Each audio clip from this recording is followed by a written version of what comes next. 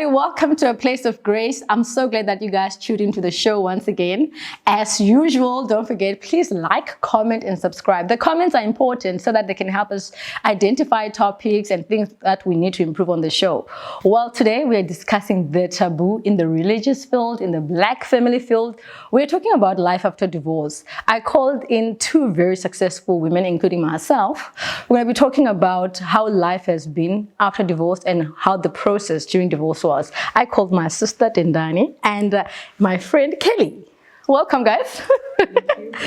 Well, I'm going to participate in the show because I'm equally affected by the circumstances.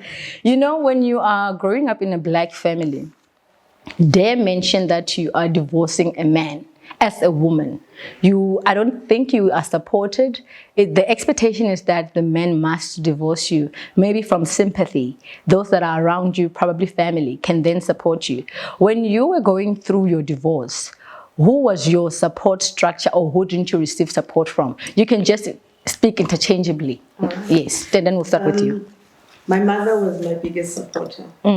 And I think it's because she had seen what I was going through.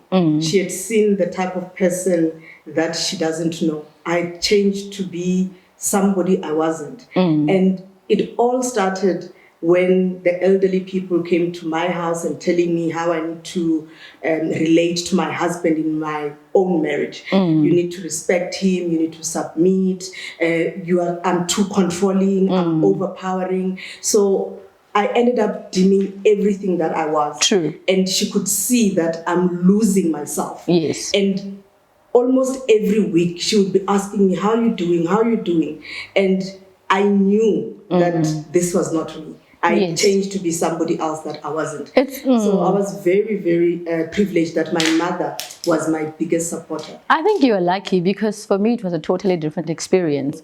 For me, my support came from my friends and not mostly from my parents. For me, I felt like they were much more like demonizing the process, maybe because I didn't show them my exit signs. I just came at an exit point. So I think that made them battle with the fact that why divorce so suddenly? So, and zero support, like not even a call to check up on how you're doing, to follow up on how the process is going. It was just me and them over there. I don't know if Kelly, you went through the same experience or you were supported. I actually shared the same experience as well. I received my support from friends. My comfort zone was on friends than my family that actually understood and saw the journey that I was going through. To my surprise, when it hit very hard, everybody was like surprised. Is this really happening? Now, because you had decided that finally I'm tired. One had already changed and they felt that what you're doing, it's a taboo. So my friends were there for me. I specifically had two friends that they went through a lot with me. Tears, through memory lane, through everything. They were just there. And then the decision to get to divorcing, because I feel like people think when we are divorced or divorcing, we are emotional, we didn't go through this thing in our minds correctly. What are some of the misconceptions that you felt your family had towards you when you were going through that process? I don't really relate to that because the moment I told my mom, and I think maybe it goes back to the fact that my mom is a divorcee. Yes. And maybe she understood where I was. Maybe because of her experience, she could tell that I might end up living a miserable life. So when it comes to who I should look into, not really. I didn't have that experience. I had a very good experience going through the divorce, but the emotions for me, they were very bad. I'm considered to be a very strong person. Yes. I was falling apart. Isn't that always a misconception? Yeah. Because I felt like the divorce, particularly for me, it was not painful because I knew about it way beforehand. Like by the time it happened, I was already done. The thing that broke me was the lack of support from my family. Because I remember I ended up starting going to therapy, not for the divorce, but for the lack of support. Because they were just demonizing everything. I was this little demon, and I could find myself in people's diaries to be delivered. I'm like, for what? Because I don't have demons. What am I being delivered for? So for me, that broke me, because they were choosing someone else over me. And the mere fact that I'm forever laughing with people, whether that situation is I'm going through that situation or not, they didn't understand what their lack of support or the words that they say, what they did to me. And that broke me into a million pieces that I think I'm still personally healing from. I don't know, Kelly, how was your... Trust me, with me, I'm one of those ladies who go like, you heal before you leave. I decided to heal. Yes. In the midst of me taking a decision that I'm leaving, I left before I could even walk away. I healed because what I wanted, I didn't want a situation whereby I would move on or cause this commotion of I'm leaving, and the next thing I need to go and work on the damage that is done. I looked at him, I looked at my situation, I looked at everyone, and I considered myself first. So when I decided that I was leaving, when it was brought to me that let's fix this, for me, I was done, it was gone. It was not the pain of the process, but the pain that I went through prior to me deciding to embark on the process. And the process was actually a holy place for me. I was enjoying the process because I was already healed. I was preparing myself to the next life. Yeah. What did you learn about yourself as you were going through and post the divorce? What do you know more about yourself now? I should have believed in myself from the start. Yes. I should have been Tendani and not want to change who I am because of what people expect. And going through that experience showed me that the before marriage is what I need to bring into the post-marriage. Yes. And I've gone back to be Tendani. I'm controlling, I'm overbearing. It's I'm who I strong. am. It is who I am. And I've decided that I'm not changing for anyone because I need to do me, not anybody else. And the other aspect around it is that when you start doing other people, they still talk about what you're doing, yes, but you are the unsatisfied person. You always are. Yeah. Yes. So in terms of being me, I found that I'm at peace. Okay. Anything that goes wrong, I'm accountable. Yes. I did it. I wasn't forced by anybody. I wasn't coerced. I wasn't, I do it. And for that, the lessons I learned better. Unlike the lessons that were taught by other people through their lives, then I've decided that, you know what? They are my mistakes, therefore my lesson. And there's nothing wrong with being divorced, because the way society just portrays it as this, I don't know if it's because of a religious background, as you're committing a sin. What, guys, we're not going to be burning for sin. For what now? Like, because I feel like the expectations that my parents particularly had, I don't think they probably had my interest at heart, but I think it's much more about their own social status. Because if they were really concerned about my pain, they would have asked, how are you doing? What, for the questions not to come when I'm going through this particular phase. For me, then it reflects as to, then this is not about me. This is not, it's about what it represents for you in society. I don't know if you share the same view.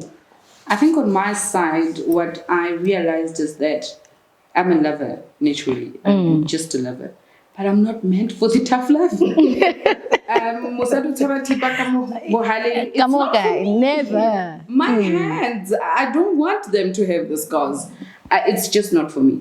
It's just not for me. And unfortunately, our society has portrayed a woman to be strong if you are strong enough to stand for that man. If you can't, then you're not strong enough. And I've made It's fine. If your measure of strength is people staying in situations that don't serve them, it's fine. I failed the test. Yeah. I've had people tell me in my face that you are a failure or you have failed. Mm-hmm. I don't know if you've had those things said to you.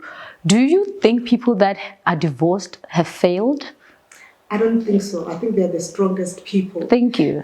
Because they saw something that's not working and they've decided it's not for them. True. So by that action of leaving, it means you want something better like what you have. So, you know, my dad, I don't really speak about a lot of things with my dad.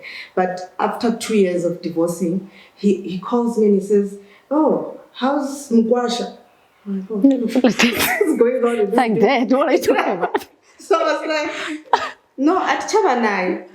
Good enough. Wait a minute. My dad was like, move on. Yeah, you know. So I think for me, it's a strength. But it takes a lot of courage, a lot of emotions. It does take a lot. Yeah, a lot of it. And once you've come to that peaceful place where you say, I'm done, then you are done. True, because for me, failure is not me leaving the marriage. As you said, for me, it's recognizing something that does not serve my energy and I remove myself from it. Rather than a person who is still there with somebody who's breaking them up apart every day and expecting different results. Yeah. For me, that is just the definition of foolishness, because this thing is not going to work. You're the only one working on the marriage. So you can, because I feel like people measure success in marriage with the longevity of how long you stayed in there. Even if it's a day, guys, I succeeded on that day, but today we are living. Let's talk about that. Let's talk about that. I was married for 3 months. Amen. You are even aware that you wow. 3 months. You are more possessed. On top of that, I was 3 months pregnant. Hey. So it doesn't. Yeah, no. For me, everybody was like, what kind of a person? And it's a big wedding, 800 guests, and a wedding, and then 3 months later, what's going on? You know? Yeah. But it goes back, Mavhungu, to that pressure. Okay, I had a big wedding. Okay, I'm pregnant. I've just started this marriage. Think about it, sitting in your own bedroom thinking, what do I do? You start thinking, what are people going to say? True. And that day, I said to my in-laws, I'm done. I don't care, because I'm the only one sitting on that red stove. Yeah. Let me remove myself. True. So for me, time is not a measure. It can't be a measure, because I mean, if you are miserable for 20 years and I left at month 3 and I've achieved the goal that I was chasing, which is happiness and peace, and you still are chasing it 20 years later, how are you? You're the fool here. You know what I always answer them when they say that you have failed? I agree. Whatever makes you happy. I have failed on your society pressures. Yes. I have failed on the marriage that you thought I was supposed to survive. However, I have emerged very strong. It takes strength for one to say that I don't care who's going to say what. Yeah. I'm putting myself first and I'm leaving. And yeah. Have you ever asked yourself this question? When you do enter the kingdom of God, and he's standing there and he says, my girl, what did you do on earth? Like, really? Are you going to talk marriage? Then you're going to say, oh, I stayed in a miserable marriage. Like, you say, I didn't you there. Come on, wait, what? Girl. Common sense. Exactly. Common sense. For me, I want to get up there, and when I talk to that man, he says, yeah, you've lived your life. Not lived someone Because else's life. I'm telling you, a lot of people are living under someone's shadow. Like, you can see this person is not who they originally were. Like, there's no progress. You're forever complaining. What are you trying to achieve? Like, who are you? Because people are living in the same, I don't know if it's because of bonds and stuff like that. Could be. Yeah, it could be. There are a lot of factors to people not living. And it's not that I'm advocating for people not living. I'm advocating for things that work. Yes. That, for me, that's why I still argue, whatever you call me, failure, successful, doesn't matter. As long as I'm peaceful, I'm good. I think a lot are suffering from Bazotini syndrome. True. It's a big one. You see, once you are liberated from that syndrome, nobody's going to. In fact, once you've defaulted on the societal expectations, you have no baggage anymore. You have no baggage. You can just move at the rate. It's good. What can you expect from me? I will live as I would like to live my life. You know what is said, Mavhungu, is that we are measured around failure by one thing. One. But if we go back and look at our lives and the things that we've been successful. Thank you. That that pie chart, that little V there, and people focus on that. And true. You then say to yourself, okay, the other part is the bigger part where I'm more successful. I focus on that. I don't focus on the little things that would not really matter in my life. Yeah. What I've also noticed is that when you have a very strong character, nobody's coming to your party, darling. They just feel that, and then you can hold it up, How did you manage to heal? Where did you go? Where did you go inside of you? Sure. Church. I had to find somewhere where nobody would judge me. And when I was in boarding school, I went to a Catholic church, and I felt at peace when I'm at a Catholic church. So I decided, why not try it again? And I went to the Maronite church in Woodmead the first day. And when I came out, I was peaceful. I just felt like something has come over me to wash all the burdens that I had. And Mavhungu, I've never stopped going to church. Every Sunday, I try my level best to go to church because I just find that I get to be washed all the burdens that I've had in the past few days. And that has been my source of strength. But I'm not going to lie. My mom has always supported me. She's that person when they were saying, Tendani, raro, what it is. She said, you need to live your life. And that, I think, is what made me go through this seamlessly. I think my strength came from my son. I felt I owed it to him to be as sober as possible. Because when I break down, it affects him. He was still very young. That I felt I'm going to do this for him. In fact, when I decided that I was leaving my marriage, it was because I realized that the environment was starting to damage him mentally. So when I knelt down and prayed, I always said to God, I'm doing this for the gift that you gave me. At that time, I could do it for myself. I would sit and say that I'll heal myself. But how am I going to heal him? Because as I damage him, then the other woman is going to suffer. So I'm doing it for the other woman who's going to be with him. That all the time, if you are to reflect back, we go like, how did they grow you? So it's time that as women, especially if you're growing a boy, you try and mold him the way you would want a man to be for the woman that he's going to meet in the near future. So I did it for my son. My strength was from him. When I saw that smile, I'm like, we're peace, boy. We're doing this. We're going to roll. Quite strangely, my healing came from the decision when I because to bring up that conversation is the most difficult thing. I don't even care whether you want to divorce or you don't. Just to put that topic on the table, that I think it's about time we part ways. It takes a lot of strength. For me, I got healed the moment I said, no, I think it's time we part ways. I felt like a huge burden was lifted because I always had questions as to, is this how my life is going to play out forever? It's nothing that I wanted for myself. So that moment, for me, I felt like the day I said it, I heard an audible noise. The sound was like a key falling into place.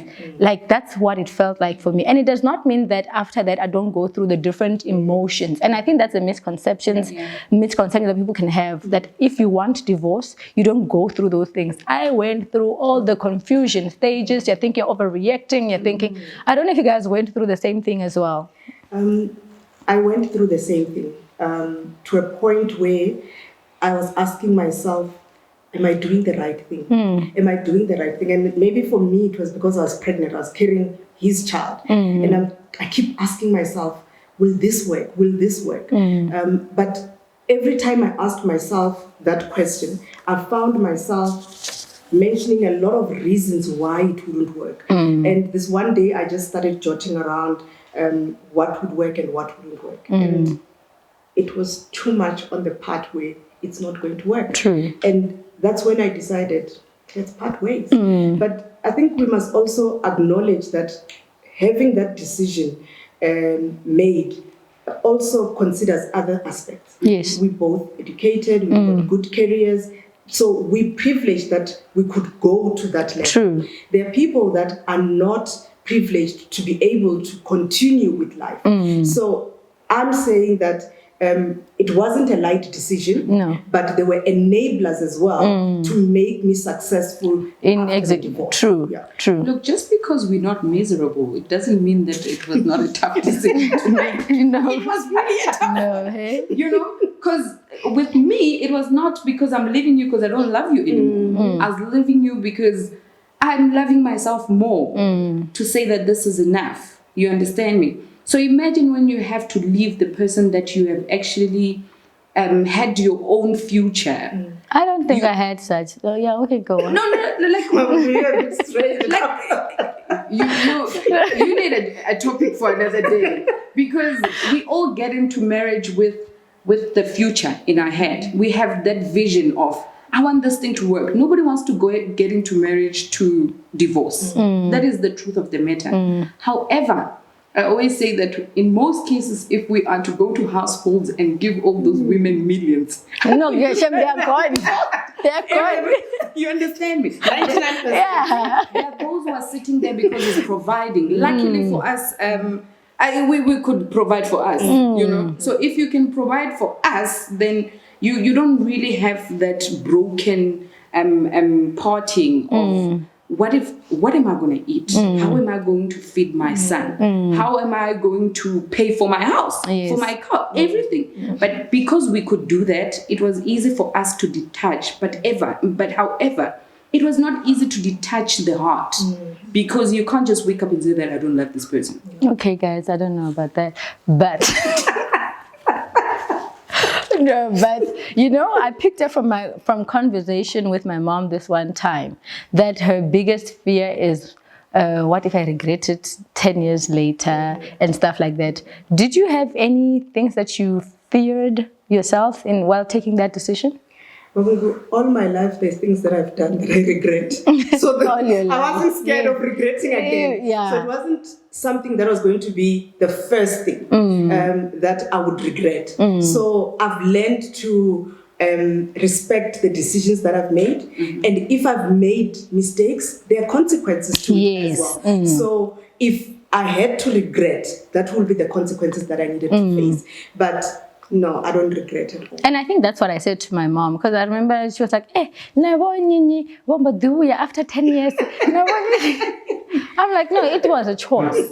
Everybody made their choices. And I must also understand that with every decision, whether I stay or I go, there are consequences to those decisions.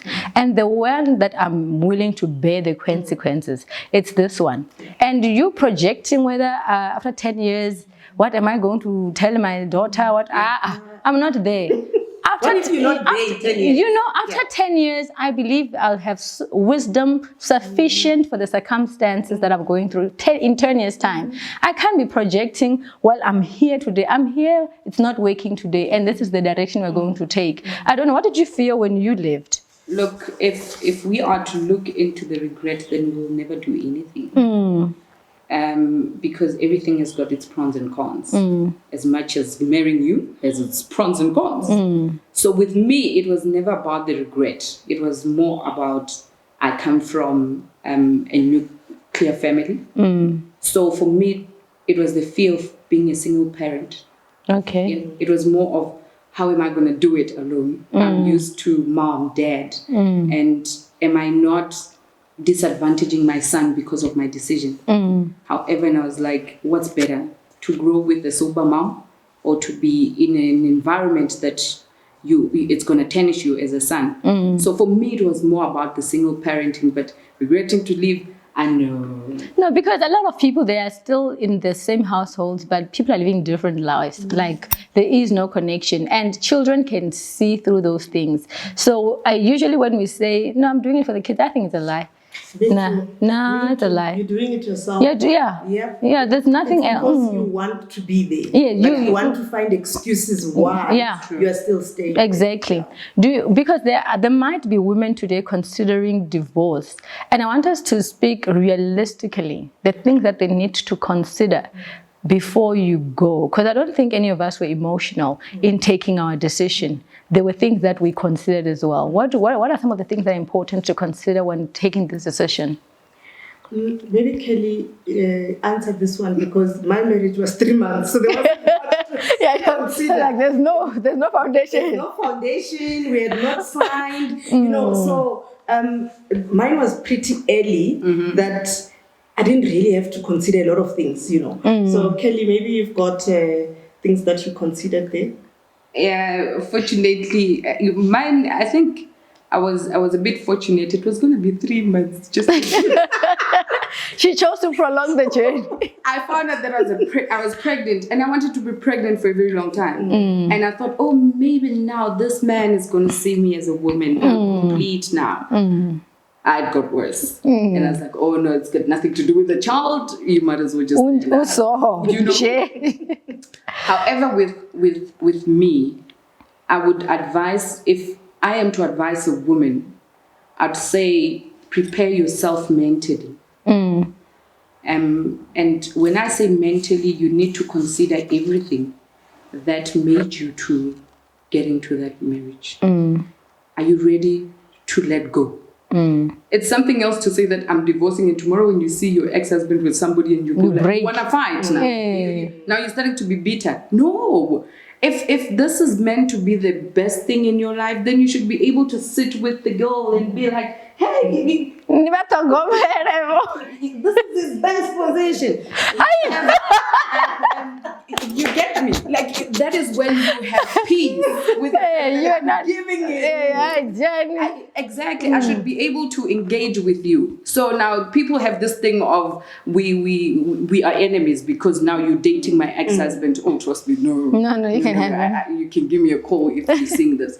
However, when I say mentally, you should be prepared that there are going to be days that you will feel like you want to regret. There will be days that you will feel like, maybe I'm taking a drastic decision. Maybe we can work things out. Maybe it's just one of those phases. But at the very same time, if you are equipped mentally to say that, look, I've tried, I've given it all.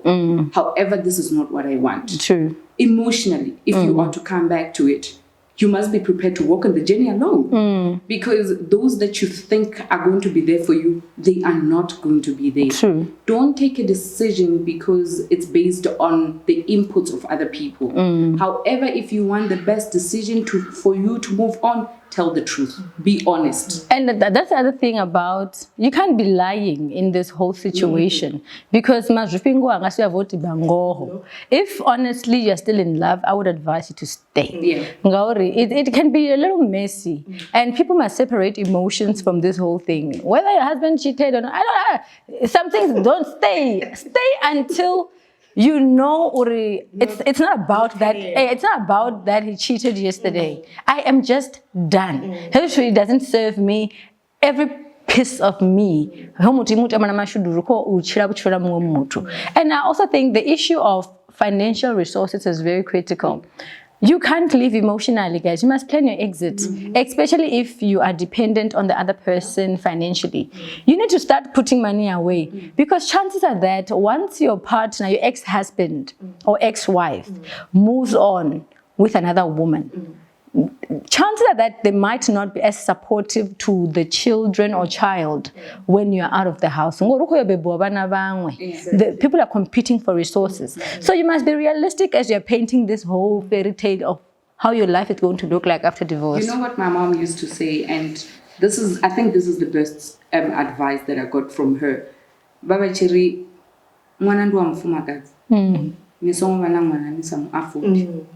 and she helped me because I had that child when I could afford him. So for you to leave me and not do anything, it doesn't really kill me. The only thing is we both have responsibilities. Yes. Even if I manage, or I am okay financially. You need to play your role because that's your son. We brought this child together.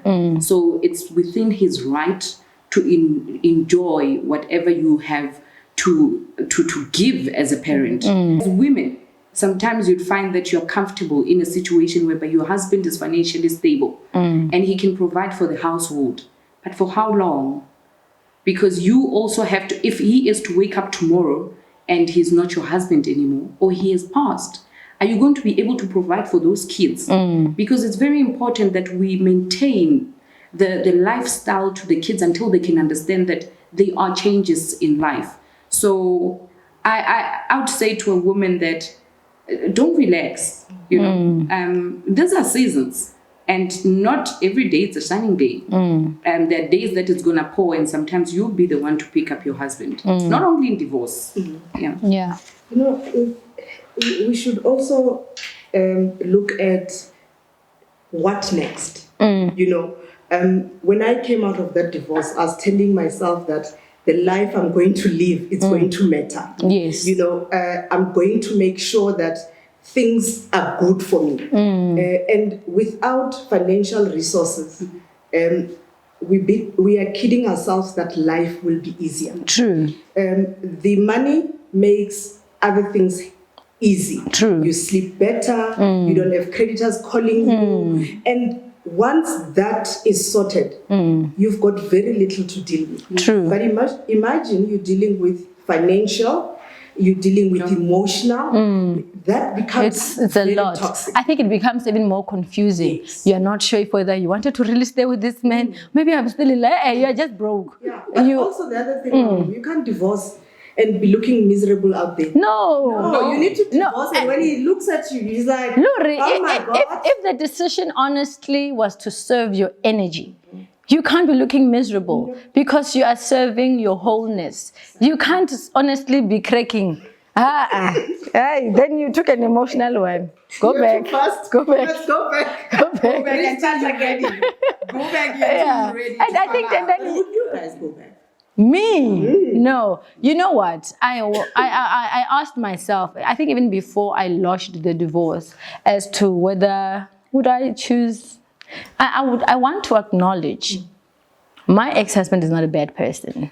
He's a very good man. And I think the woman that will end up with him, God bless her, she'll be very lucky. It's an issue of differences. Our characters are east and west. So because it is exactly as that, it doesn't serve my energy.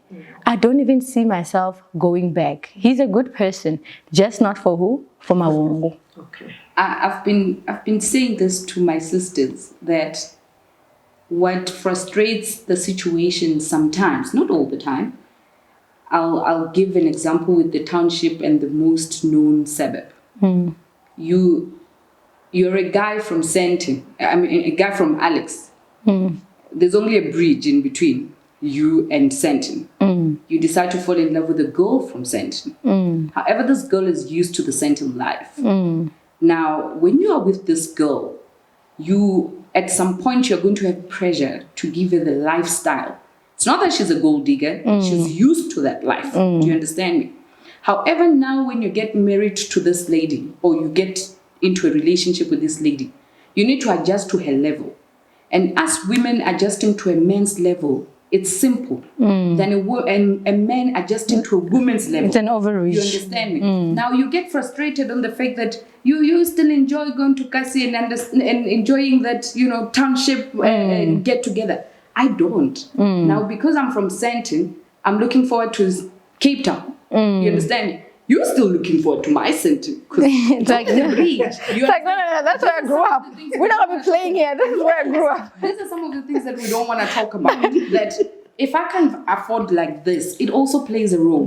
Because now I need to downgrade. As I'm downgrading, I'm starting to frustrate myself. Yes. Because I'm not going to be exposed to the quality of life that I'm used to because I love you. You understand me? But at the very same time, if I show you that is where I want to go, you feel like I'm expecting too much from you. Yeah, but I always think that we both men and women, we do ourselves disservice by lowering to accommodate the other person. There are compromises in relationships, but I think we all know when we are crossing it, that this is too much. Suddenly, after, like now, without me going to any details, I hold the view that people should marry within their LSM. How important is that? Even on a background wise, I don't think our backgrounds must be so different such that it's a real adjustment for me, the woman. I don't know. That is my view. Right now, we move on the same level. Look, the upbringing is important. The upbringing is very important. Do you understand me? I'm saying it again. The upbringing is very important. Coming from two different worlds. Trust me, it's a hustle. Because let's say, for an instance, you coming from a household that you had a helper. You understand me? And you're used to it. It's okay for a helper to prepare food for you, for the family, for dinner, right? But then you get married to a person who's not from that background. He's used to the mother making food for the father. Now, he's expecting you to do the same thing because of his background. Do you understand me? It's when we find that chores are not distributed accordingly. He tells you that you're a woman, you're supposed to do this. Yeah, it's because of his upbringing. But should you come across a man who's from the same household, there's no problem with you guys coming back from work and auntie has done the food, has prepared dinner for you guys. But for him, when you come back, he's expecting your food. You start getting frustrated on the basis that I'm coming back from work. It's just food. But he doesn't understand because for him, food, it's only food for a man if it's coming from the husband. So the upbringing and the background, it plays a huge role, and it extends to parenting as well. How you were brought up. If you were brought up with one sly and you feel that it's okay, there's that line, you understand me? You were not like that. You had your own lunchbox. You didn't have to go in queue to get food. You understand me? And the other one, it's not because of them, but unfortunately they were exposed to such a lifestyle. Now, when I come back and I say I want to take my child to a school that is 15,000 rands, you feel I'll be wasting money. A school is a school. Now we need to quarrel about that. The upbringing. It's very important. It's very important. And then what is your view on that? I don't think, for me, LSM or background or how they were raised play a difference. I think it's how women and men are treated by society. Because once we start seeing women and men equal, we're going to have the same conversation with both of them. Yes. At this point in time in our society, a woman is the one that you sit down and you tell what to do. But the man can continue with his life as is. Yes. And that's where, for me, the mismatch happens. And I believe that the differences that we might have from different backgrounds, from different places we come from, would actually mold the relationship. Where I think things starts falling apart is, what am I taught as a woman, and what is he taught as a and man, how to behave as a man. True. And if that is done, if men can take a stand of what they need to do, be a provider, and women love. I don't think I think it's because our roles are blurred. We don't know our positions. Because even in me being called a helper, there's so much power when I understand what it means. And there's so much power when he equally knows what it means. And it does not mean I'm not a corporate woman. I can be bringing in a lot of money more than he does, but it has nothing to do with what we're doing here. And then in terms of learnings, what did you learn a lot about yourself and people generally through divorce? I learned that I need to trust myself. I need to trust what is not expected by society. At this point in time, I know I don't want to get married at all. I want to get married. Yeah, baby, I haven't given ever. It was one of the worst experiences that I've had. And being this side, I love it much more. And maybe it's because I'm older, Yes. I'm wiser, I've seen a lot of things. But if I had to restructure my life, it would be just Tendani. So that's one thing that I learned about myself. What I learned about other people is that when days are dark, friends are few. When you expect support from the person you've given support to, Yes. that person is not there. And that I learned that it's okay. It is I shouldn't okay. expect anything from them. True. Because when I did it for them, I did it with love. True. Yeah. Kelly, what did you learn about yourself? I think what I learned about myself, and I'm trying very hard to correct, is stopping to lower my standards. Yeah. I lower my levels on the basis that I love. Oh, I just love him.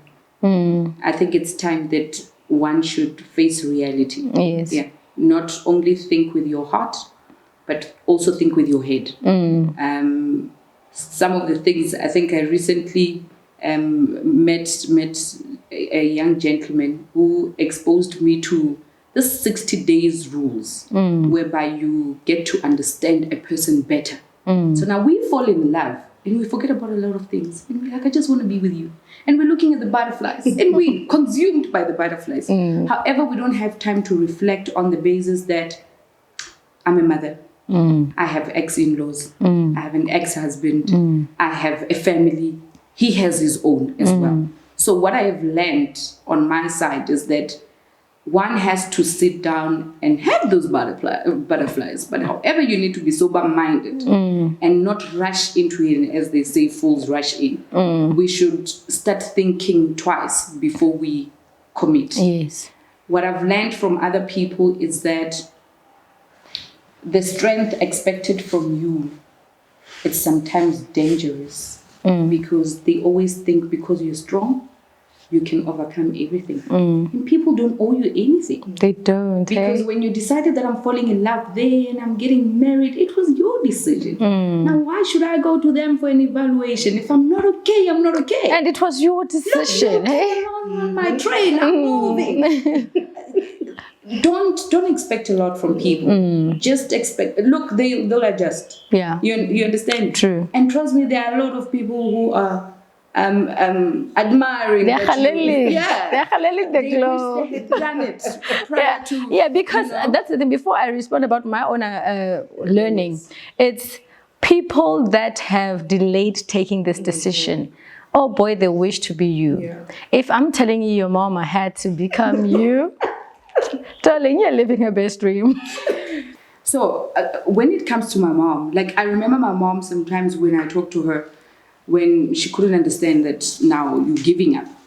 When I refer to some of the situations, she would actually go like, you know what, I also went through this. I also saw this. You understand me? And I was like, maybe it's time we break this. And I'm doing it for you as well. You know, the fact that you sat there, I don't want to find myself, you know that there's that line, you're like, I don't know what was I don't want to find myself in that situation. So I feel like maybe a lot of things are happening with us because it was never normal for women to say, I'm letting go, I'm leaving. But it was okay for a man to say, I found another woman. Do you understand me? True. And at least with us, it's not necessarily about we are leaving you for another man. We are leaving you for peace. Yes. Because as much as we have mentioned that we are working, you need to bear in mind when you come back home, you need peace. The exposure that we have at work, it wants you to come back home and say, oh, I'm relaxed, I'm all good. So it's mostly about the peace than to say that we are moving on. We shall move in the next life. Which is okay. You know? Because I think from my own personal learnings, I'm looking at trying to retrace as to how I got to where I was. I think I had outsourced accountability. My decision making was made elsewhere, where else I remain accountable. The minute I grasped that and ran with that concept that every decision and every happening in my life, whether I was advised by my mom or anybody who had good intentions, you remain the sole accountable person. So I took that and I felt in everything that I do, I am accountable. That's why the decision is supposed to be made by me. You can advise, it's okay. And what I learned about people are strange. People are very strange. They love, but when you differ according to the opinions or advices that they're giving you, they are very quick to distance themselves. Then it is you and them over there. So I've also learned to not expect a lot, as you said. I don't expect a lot from people. I expect them to be themselves. And if they support me, good. If they don't, that's also fine. It's life. We're not fighting. And I think it's also very important to understand, because divorce can divide you as a family. Yeah, true. It's also important. It's unfortunate I'm the one going through, but I must also manage everybody, because I don't want the family to have fallen apart after the whole experience. So that's what I found myself going through and having trouble with a lot of times. So Before you can continue, I just wanted to support the solo decision that you can advise. Yes. However, it's my decision to make. I think when we started talking about the divorce, we didn't know we were going through the same thing. We didn't even share. And then surprisingly, at the end of it, when we started talking about it, we then realized that, oh, but you didn't share, I didn't share. And we are going through the same thing. And when we reflected, we then realized that, you know what, indeed, if you are to take a decision because of friends, you're likely to go back. But if you are to take a solo decision to say that this is not working for me and me as Kelly alone, then you are bound to grow and move on. So that is also important. And then this one might not apply because you are a sole baby at home. Some of us have got siblings. In terms of relating with siblings and their role as you're going through a divorce, I'll tell you, Kelly will tell me if you had a better experience. I felt, as much as I could talk to my siblings, I felt they didn't come to the party in terms of intervening. Because, you know, as we're conversating as siblings, they will give their opinion, and their opinion agrees with what you're saying. But when the conversation is around the table and you are not there and they are there, they don't speak their position. I felt they contributed to the ideas that my parents held. And in a sense, I kind of feel like they failed me, because I feel like there is a wall that as siblings you can build. We can conversate amongst ourselves and correct each other amongst ourselves, but we should never allow anybody else to divide us. You can't honestly go and keep quiet around the table when people are discussing something you hold a contrary view to. I feel you are contributing to the whole mess, and you must be held accountable as well. I don't know, Kelly, what is your view on siblings and their involvement in this whole thing? Look, it's sad. It's sad because they are the ones who are there throughout your journey. And you would expect them to understand better. However, on my side, I used to keep some of the things to myself, because I would try to give him that respect. Because once I have younger siblings as well, so I wouldn't want him to be exposed to that extent that when he gets home, he doesn't get comfortable because they do not respect him. So I tried very hard to keep some of the things to myself. But when I picked up that I'm keeping them to myself, but he's not, I realized that now there are sides that are being taken because I was not voicing out. So when I started voicing out some of the things, it was like she's being defensive. And I understood. And I mean, it's Kelly. She's talkative. Yeah. Exactly. She's she's a bully. She's a comrade. She's even a comrade. Hey, comrade Kelly. She's comrading in the house.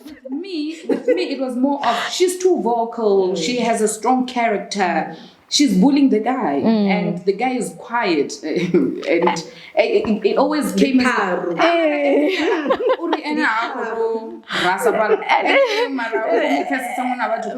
and trust me, as much as I'm loud, I am very submissive. Isn't it always the case with people with strong characters? Yeah. In relationships, they're the most quiet people. Yes. Like, it's like they don't know how to articulate their views. Yeah. But it's quite funny because people always think, so you don't get. I always say that they don't know me because they know the bubbly Kelly, and they don't know me being bubbly is because I'm too fragile. I'm too fragile, and I protect myself by bringing out this character so that you shouldn't take advantage of me. Yes. However, the man that I live with is the one who's exposed to that fragile heart that he can easily manipulate, but he knows that you are portraying the strength, and you can't go to that public and show that you are weak. You understand? However, when you decide that I'm showing that I'm weak, it looks as if now you're trying to be defensive. So I made peace with it. I made peace with the fact that they are taking sides. They took sides. You know? Sides were taken, and I was okay with it. Yes. Because I felt that I protected, and now due to me protecting, these are some of the things that I need to deal with. Yeah. And I felt that as much as I would have protected them even better, even though they are quiet or not, because they are my siblings, I was expecting that from them. But it didn't happen. And you know what? I don't even have anything against them. I'm like, Kelly, that was your journey. It was your own. It was your person. And I think it's the thing about the view that I hold, as much as I think in this particular one, I'm still going through the journey of healing, of not being supported by people you expect support from. I know it's important, as much as I've not completely healed from that experience.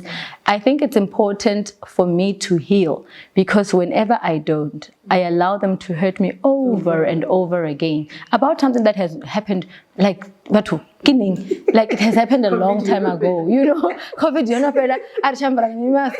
and then you are still hurting. The same thing. You know, it's just unfortunate that you are forgiving somebody who has not acknowledged that they were wrong, and that has not asked for forgiveness. Yeah. That is the issue, and that makes it a very difficult process. Yeah. That is very true. You're right, Mavhungu, when you say that it's accepting an apology that was never given to you. Yes. You understand me? And you know why? They got comfortable a person gets comfortable to what you are accepting. If I'm accepting to bully, then you can't see that you're bullying me. Yeah, you can't. So I made you comfortable to do whatever, and I tolerated it. And now I have to face the outcomes or the consequences of it on the basis that I didn't fight it back. You understand me? Maybe from day one, if I had said, Already, you know,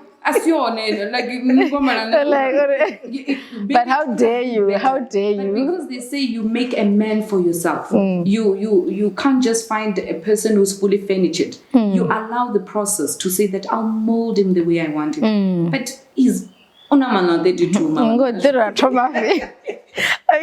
I want us, because I don't think parents and those that are close to us are hurting us intentionally.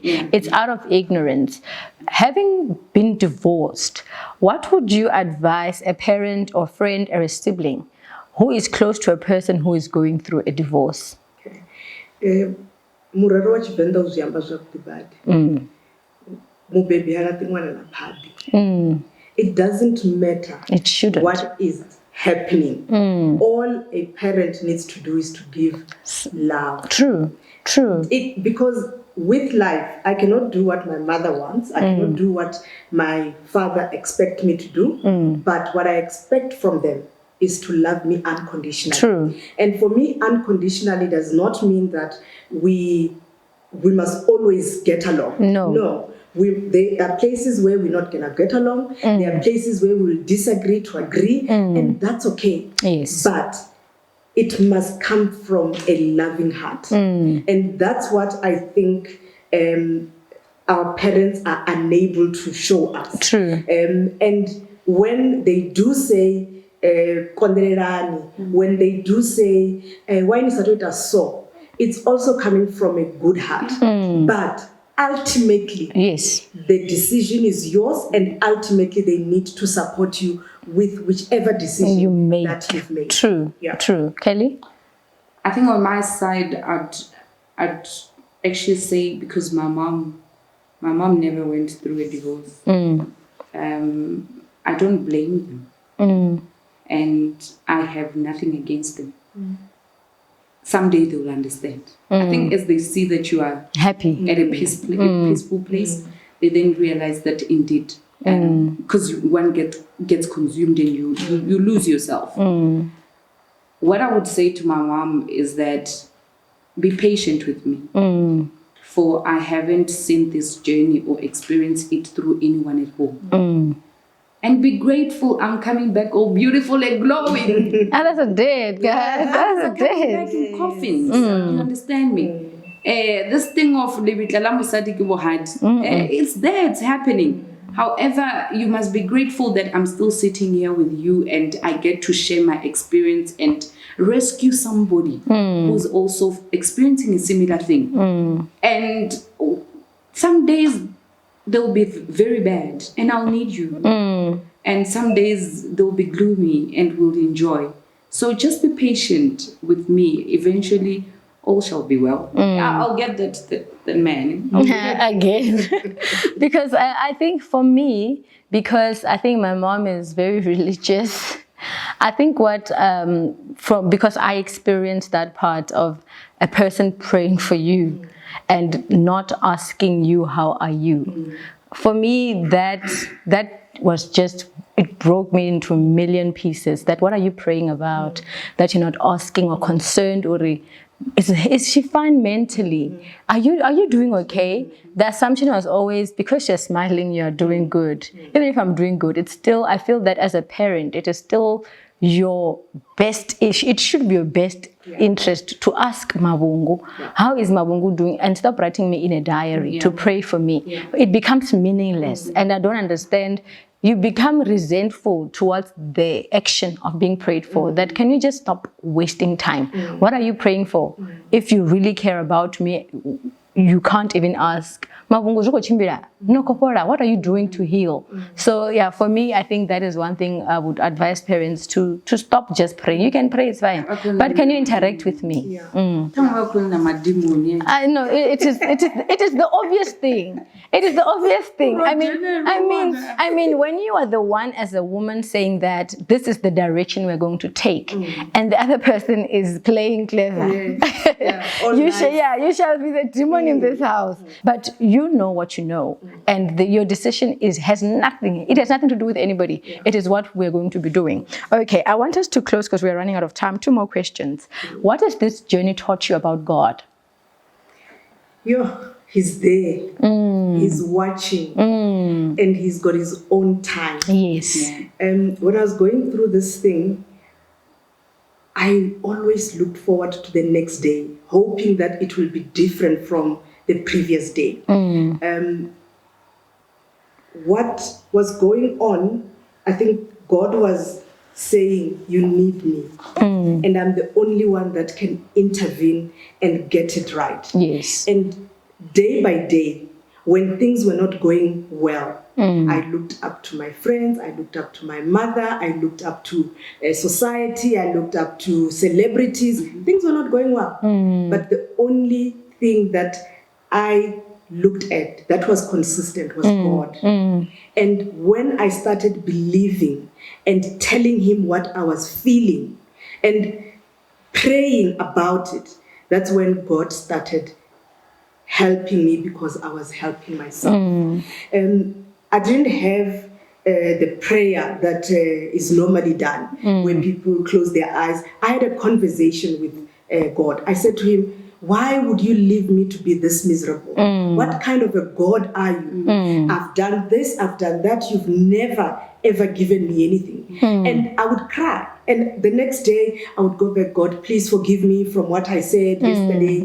You know, I was just mad. Yeah, I was just mad. But now I've gone back to the right person. And little by little, I started having peace. Also speaking to people that are more religious than you are. And when I say religious, not by going to church, but understanding faith and hope. It gave me hope that one day this will end.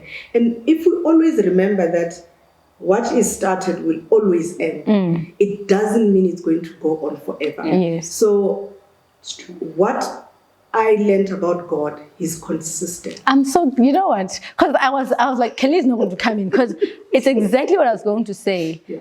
God is the only constant. Yeah. Everything can move. Yeah. His love for Mavhungu is never exercised based on what she did. It is steadfast. Yes. That's all I know, and that's how I move. I don't care who says what. I just know that even if I do good, I do bad, He is God. He is love, and He loves me constantly every day. That will never ever change. That's what I learned about Him. Yeah. You know, throughout my journey, I always say that I'm exposed to leadership. And if you're a leader and you've never experienced, you've never gone to exile, you wouldn't understand. So who was supposed to go through this journey if it wasn't for me? Because if I can come out and sit here and talk about it and share it with somebody, then it means that I was the right person to go through it. Yes. Because I am privileged to have a voice and express it to someone else. With experience. With the experience. Do you understand? And at the very same time, throughout my prayer, because there was a time that I was not praying, I used to have a direct conversation. I'll be in my car and I'll be like, God, what's going on? You understand me? It taught me that God will give you the signs. However, when it's time for you to be removed in your misery, It is your... Guys, I think we outsource so much power. You're expecting this angelic movement to happen. You know, you decide. Everything, it is your decision. You are here exactly where you are in life. It's a summation of all the decisions you've been making throughout life. And I think spiritualizing things and not being accountable, it makes you move in circles, because you are removing yourself from the whole drama and waiting for angels to come and be moving and tossing around in your situation. actually, I'm also glad that I went through this, because I think I now appreciate what I never appreciated in most people. Like being a provider on its own. I think as women, because we know men are supposed to provide, you only understand and acknowledge and show gratitude only when you are in those boats. I started realizing that, having to see that there's no bread in that bread bin, and I'm the one who's supposed to buy that bread. I started to acknowledge the fact that somebody's buying bread for me. Yeah, because it's things you can overlook, because you always think, oh, dear, Rita. Yeah. But when you see the effort that is required to achieve that thing, you realize when you have a man who is doing it, you need to give appreciation where it's due. Our last question, because we're out of time. What do you know to be true about life now? I've been given this life to come and experiment fully. Yes. And if I don't do that, then the gift I was given, I've just wasted it. Yes, That's true. it. What do you know today, Kelly? Everybody's got their own journey. I'm on this journey alone. And my chapter is my chapter. True. If I am to live like Mavhungu, then who's Kelly? Who's your identity? Now, this is mine. Yes. And I'm manning up to it. So that's what I've learned. You've got your own journey. And if you haven't started a different journey, then you better ask yourself about your purpose. Because you know what I learned? Because I feel like after divorce, I experienced a freedom and peace I struggled to articulate. I began to understand the power of change and decision making, that in life, whether I am doing it consciously or I'm doing it just because life it's on autopilot, change is going to happen. It's either you are fully invested in it and directing it and preparing for it, but it's going to happen. And when all these changes are happening and I'm not fighting against the tide of life, I experience peace, because I believe that there's grace in every season. But when you're in a particular season and you're trying to pray for things that are not for that season. You become frustrated. But when you trust life, that life works out for Mavhungu all the time, you move, man. You move graciously, and there's no hassles to that. Absolutely. Yeah. So guys, time. Production is what? Money. Production is money at the end. Hey, marriage is beautiful. No, it is beautiful. I'm I'm still getting married, guys. I'm still getting married. I'm done. Hello, honey. I'm still getting married. Okay. Marriage is beautiful. Okay. I hope you guys enjoyed being I here. did. Thank you Thank so you much very for much. Thank inviting me. Thank you for all your inputs. Thank you. Thank you for having us. I hope you guys at home enjoyed the show. You're going to learn and know about yourself, and we'll see you next time. Goodbye. Bye. Bye.